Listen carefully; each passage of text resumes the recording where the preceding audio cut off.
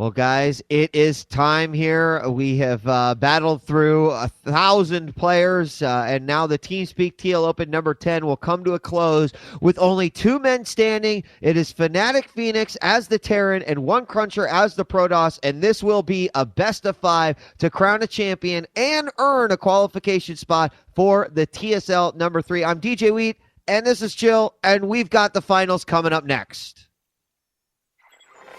Welcome to TeamSpeak, advanced voice communication software for any platform. TeamSpeak allows groups of people to communicate and share information with anyone via the internet or through private networks. Using your Windows, Mac or Linux-based computer, all you need is a headset with microphone, and in minutes you can be chatting with others in real time, using our crystal clear voice technology.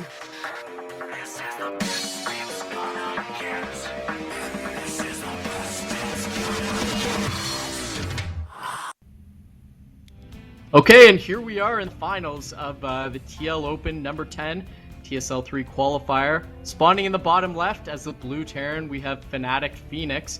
Spawning From in Peru the top in right. North America, don't forget. Spawning in the top right as the orange Protoss, we have ONECrunCher, and spawning not in North America, which is from Peru, is Phoenix. So Look, I never claimed know. that geography was my strong point. Yes, that was my bad. I should have said an America's final, a North America, South America final. To all you Peruvians out there that I offended, I'm very sorry. But one piece of geography I do know is this map, which is Xel'Naga Caverns. We've moved away from Metalopolis starting, moved over to this map. Of course, we've seen games that can be drawn out. Both players get their gold, especially with Terran involved, with two particular styles. Mech play and also Marauder heavy infantry play tends to kind of jam up the middle. So if we get into that kind of style, I could easily see this game going into kind of a 20 and 30 minute slugfest when those expansions start to dry up. Yeah, you know, of course, we always talk about the middle of Xel'Naga Caverns. It becomes a major conflict point here in any matchup that will go to the mid and late game. But you know what else we've been seeing a lot of, Chill, on this is Terrans getting really successful drops here in the backs of these bases, or where there might not be as much vision. And, you know, for the Protoss especially, when you put your army out here at the natural expansion, all sorts of crazy fun Benny Hill type theme music events can happen as your army's trying to get back up this vent to take, this few Marauders that are dropping all your pylons. So, you know, I really like all the different ways that this map can play out. Yeah, I definitely agree. That's kind of the state of Terran versus Protoss has gone in cycles. I'm not going to say the current metagame because everyone knows I hate that. I'm going to say the current standard strategy. Back in the beta, not current, sorry, the standard strategy back in the beta, get out a lot of infantry, get out medevacs, drop them around. As Protoss became kind of wise to that, we saw that kind of go away.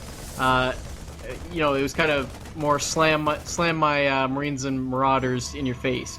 And that kind of play has actually gone away yet again, as we've seen Protosses become really good at force fields, getting the Colossi out to deal with that. And we've seen these smaller drops, but we've seen multiple drops, and that really can pick apart a Protoss opponent who's not on the ball very quickly. In Cruncher's main base, we've got the second assimilator going up now.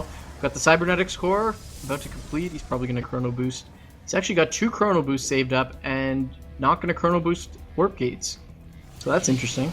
Oh, there he goes. Well, we've also got a gas steal by Cruncher very early on, now being beat down and did complete, being worked at by a couple of Marines. There was a probe just outside the tall grass. He's going to try to make his way in here, and what will he see? He will see the factory.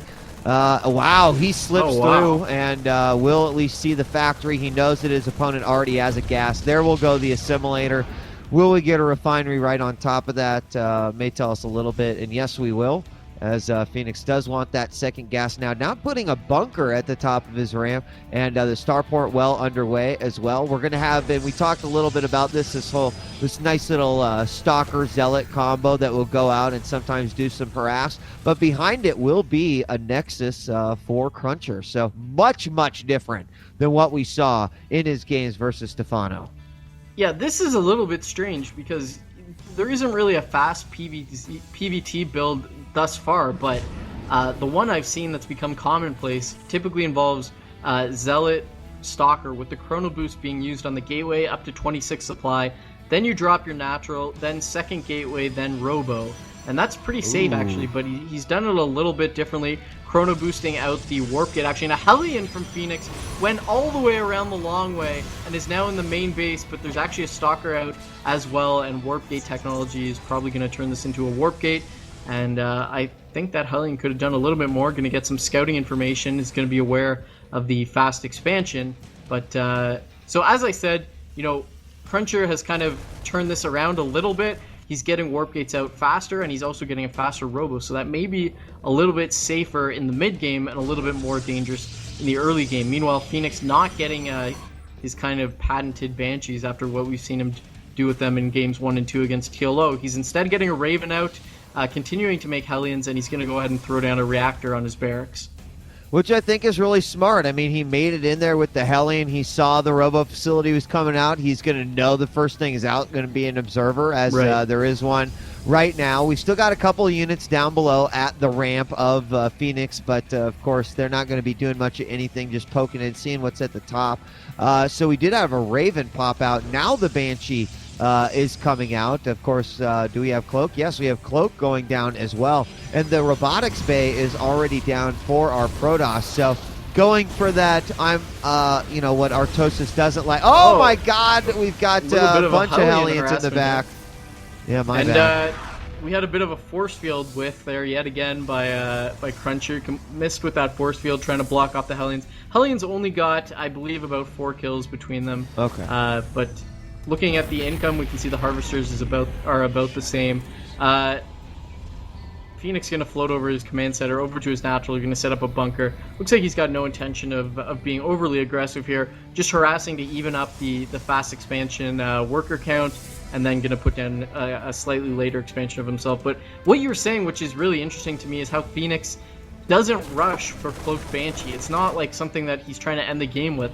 He just opens up normally, and then it's just something he uses in the mid game to, you know, to great power and great results with them he's gotten. Yep, and I'm curious to see if he's going to have equal results here with these, as they are going to make their way over. First one is out on the right side of the map, heading to his opponent's base. It has got about 80 energy on it, and Cloak is well done. Siege Tech also going down. Another Robo Bay, which is something that we saw. It's like reverse Protoss mech play against the Terran here. I'm not quite sure. It is something that we did see in one of his games as Zerg, and Banshee does come in, gets spotted there momentarily. Yep, the Observer is already out, so Banshee will be shut down a little bit, down to 24 points of health. Kept a lot of his energy. We got extended thermal lance going down as well.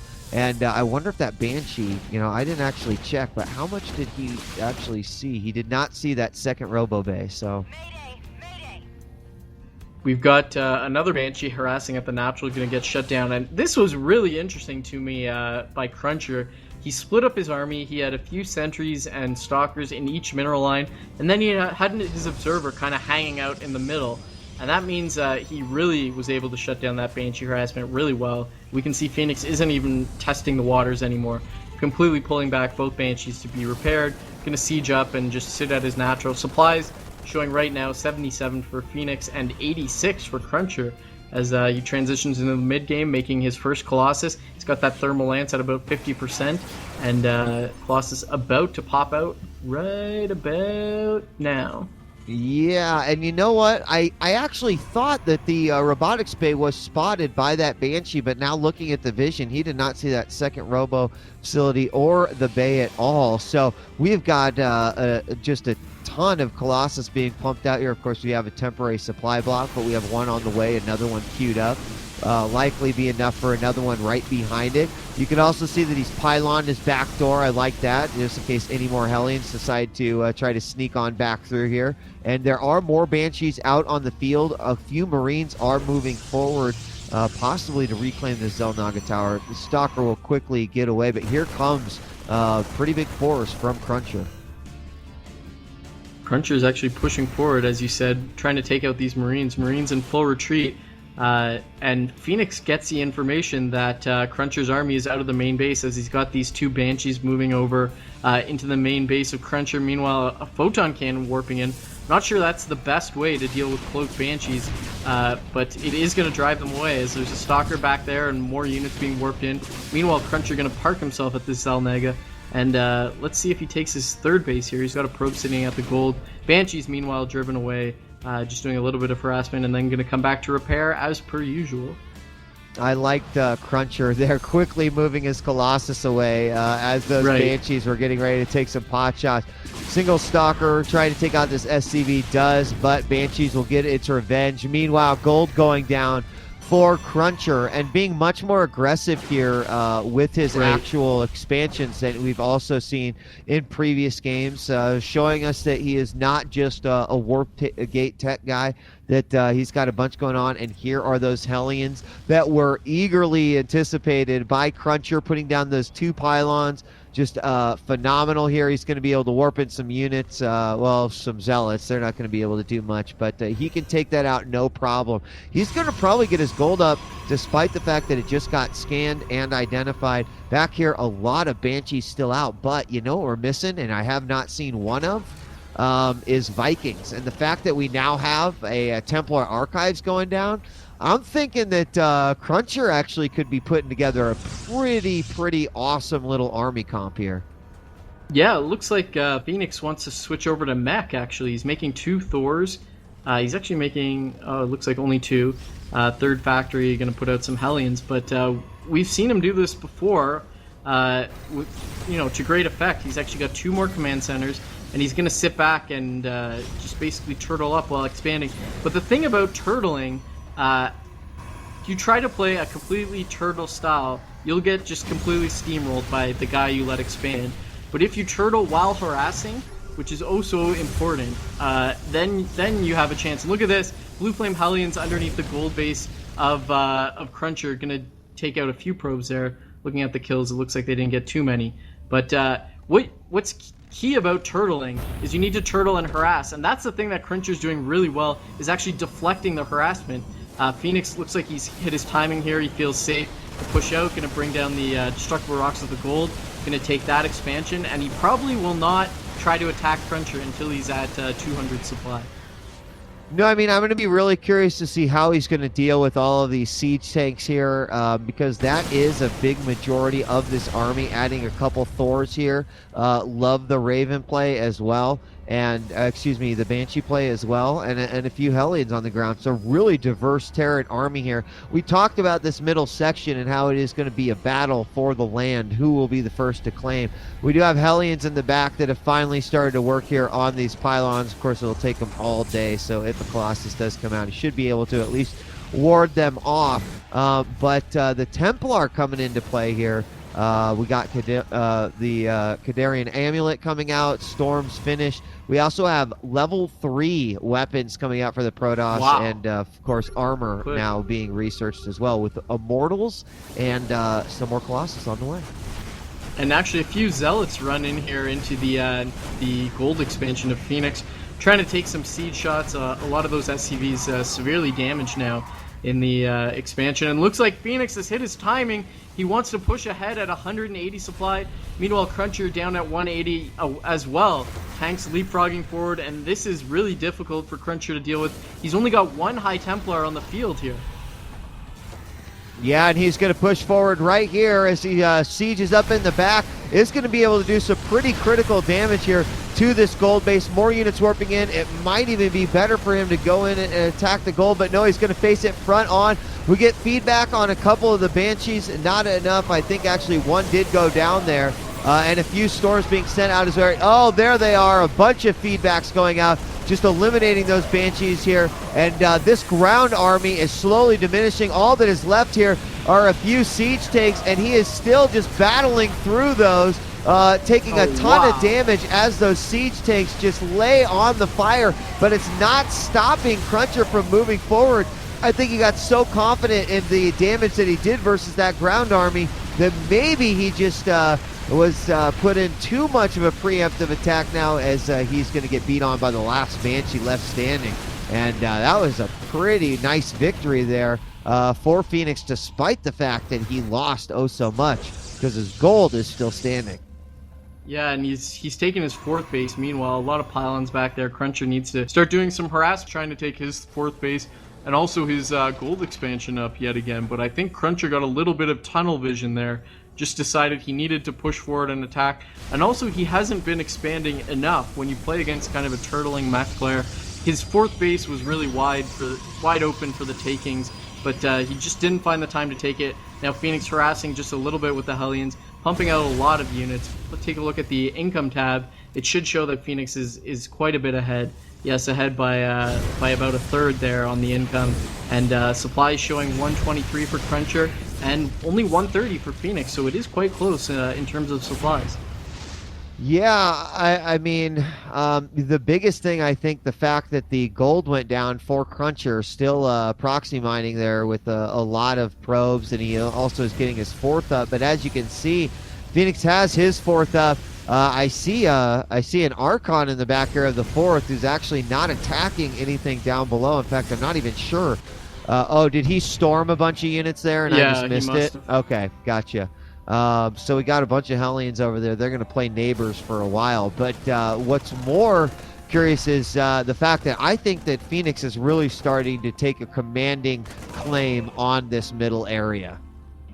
Yeah, and that's really devastating for Protoss. We can see Cruncher trying to deal with it with Immortals, actually. He's got 5 Immortals. He's given up on Colossi. But these Zealots, they're going to buffer the tank a little bit, but the splash damage is just going to eat them apart as they rush in, try to get right up to the tanks. Tanks moving back and sieging up, and Phoenix is bringing over his Hellions as they get instantly Psystormed. Hellions trying to get out of the storm, and Cruncher needs to pull back. He's pushed back far enough, and actually this Archon can't hit at the 4th base. Looks like Cruncher would do really well to just warp in some High Templars and storm, and that's exactly what he's doing. High Templar with the Kydarian Amulet being warped in, Psystorm going off, and not the best, but 9 kills there, and now Phoenix being pulled away. Meanwhile, Hellions at Cruncher's 4th base, taking out a lot of probes here.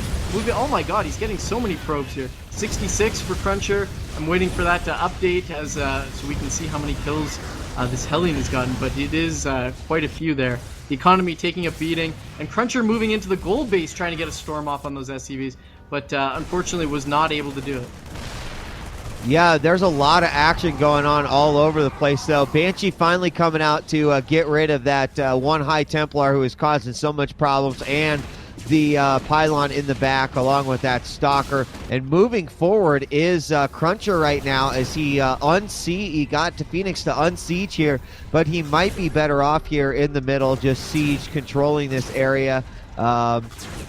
We've got Stalker moving up, trying to take out this point defense. It comes a cup. Oh, bye-bye, Immortal.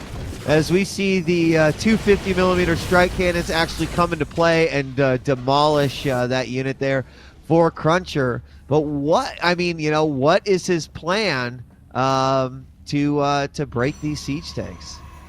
Cruncher did a really good job of kind of picking apart Phoenix when he was harassing at the 4th, harassing at the gold expansion, and kind of working on the western Xel'Naga. But now, he didn't do it well enough.